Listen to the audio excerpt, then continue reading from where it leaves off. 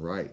So we are jumping back in with our previews for the SEC East, and we're going to dive into the Missouri Tigers, coached by Eli Drinkwitz in his third year with the program. They've gone 11-12 with him so far. They went 6-7 last year and 3-5 in conference play. So the first couple years has been about a 500 sort of team and trying to establish themselves outside of the middle of the pack. So the question is, can they build that momentum and keep going with other teams starting to improve? Obviously, we've got Georgia as the pinnacle right now, but teams like Kentucky and Tennessee are improving. Florida's got their new coach and want to really jump on that. South Carolina's got some recruiting momentum. So Missouri's in a place where they don't want to look around and see themselves fighting with Vanderbilt for not finishing seventh.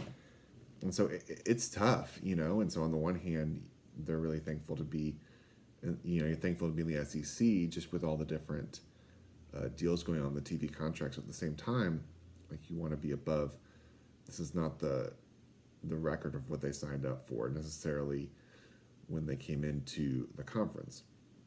And so the question is for this year, can they get out of about that 500 range? It's going to be a tough task. I think this team has some good pieces on paper, but they lose huge piece in Tyler Beatty, the do-it-all running back, had 1,600 yards last year, 14 touchdowns. Actually led the team in receptions as well with 54, had 4 touchdowns through the air. So you're trying to replace 18 touchdowns.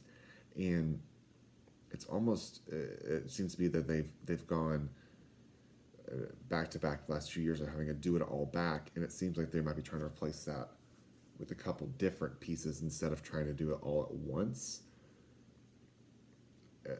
They've been about a 500 team. I mean, it's hard to put other than that.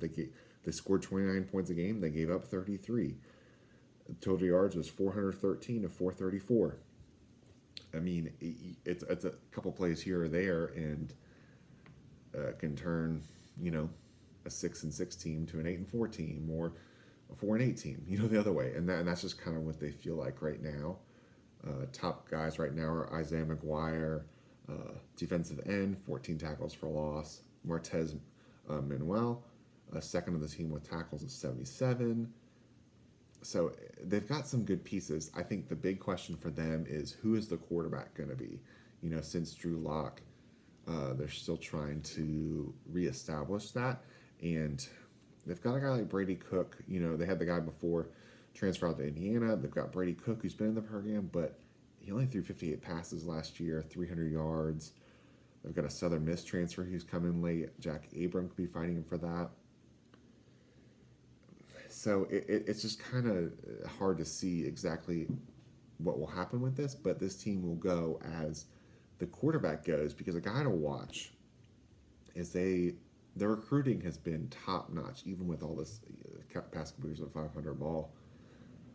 Top guy, Luther Borden III, is a 5-star freshman from East St. Louis. He was the number 1 wide receiver, 3rd overall in the country.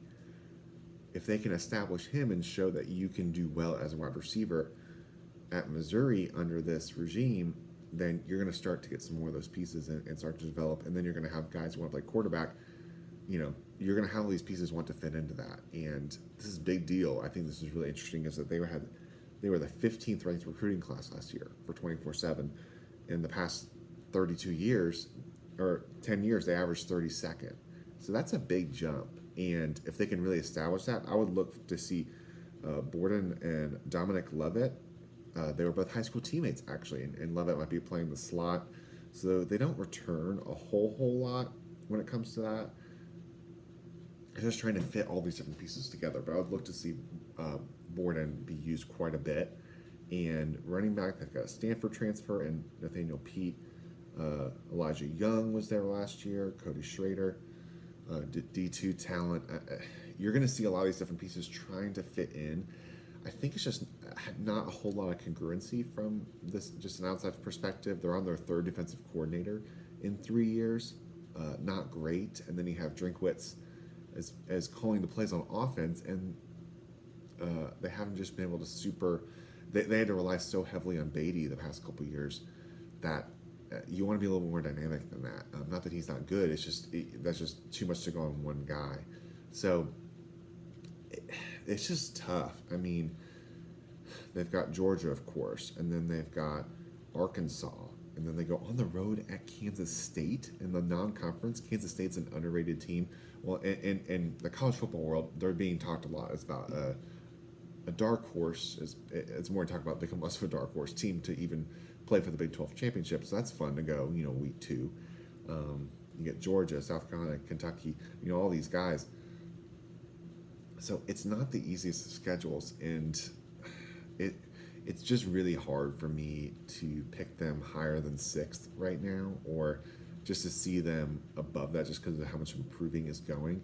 But if they can keep building on this recruiting class, they can keep moving that forward. But because of the feeling of quarterback, I think this team just goes as far as the quarterback play can take them. And in today's day and age, you really just need someone to take the reins on that. And that's what we're going to kind of see until then. And I think, honestly, until if they shake up some of the more of the pod play as they're kind of looking for, with Texas and Oklahoma coming in and kind of shaking up that, they just kind of feel like an odd man out when it comes to the East. But I looked at them to be about another 500 team win, but hopefully with this recruiting class keep building so they can keep that momentum going and get some more top recruits coming in. So